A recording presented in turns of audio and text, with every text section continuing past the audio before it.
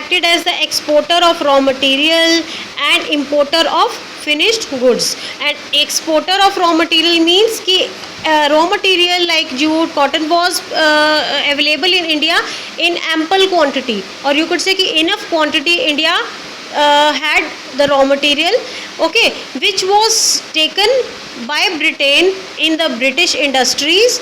It was processed over there and it was again brought back to India in form of finished goods and was sold in Indian markets to the Indian people, and heavy amount of, you could say कि prices were charged for that.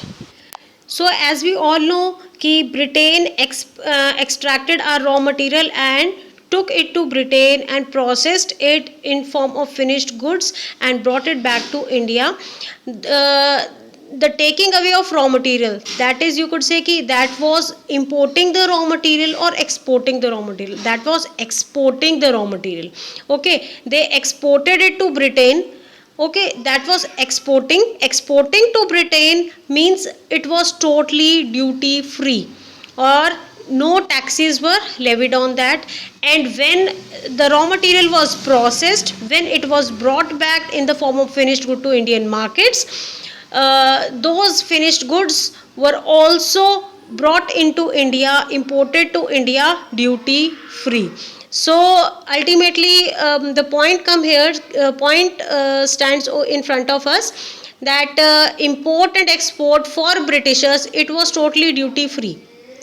But if we talk about Indians, some industrialists were there in India still, or you could say कि handicraft industry was a little bit working, silk industry, metal industry was a little bit working in India. So the material which Indians wanted to send it to other countries, so there was a restriction on that also, कि only a limited countries were allowed to have a trade with India, that is, you could say कि at that particular time India used to export the raw material to, or their handicraft goods to Persia, that is Iran now, then China, Sri Lanka. Only, you could say कि limited countries were there in which India used to sell their raw material. So for Britain, it was totally duty free. Import and export for Britain, to Britain and from Britain, it was totally duty free. But when Indians, some small industrialists from India, they exported their products to, you could say कि other world markets, some of these restricted countries. So in those countries, they were levied heavy tariffs on their exports.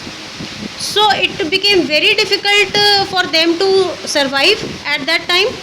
So children, now I think you must have understood what is restrictive trade policies framed by Britishers for Indians. Now coming to the second point is monopoly control of British rule on Indian market. What do you mean by monopoly? First of all, we are going to learn what is the meaning of monopoly. Monopoly means, you could say कि maximum control on a particular thing. Maximum control on a particular thing, or you could say कि maximum control of Britishers on Indian market.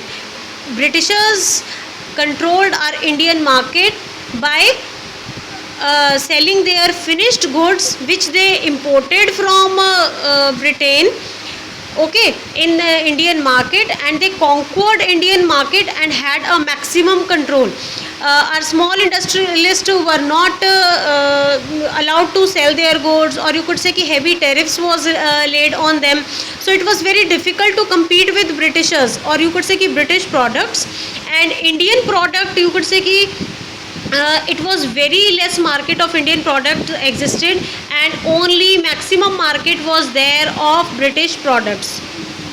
So children, monopoly control means at that particular time, you could say कि only 50%, whole of the 50%, or you could say कि more than 50% of the market was controlled by Britishers, and Indian products were not allowed to be sold in Indian markets. Maximum market was full of finished products which were imported from Britain.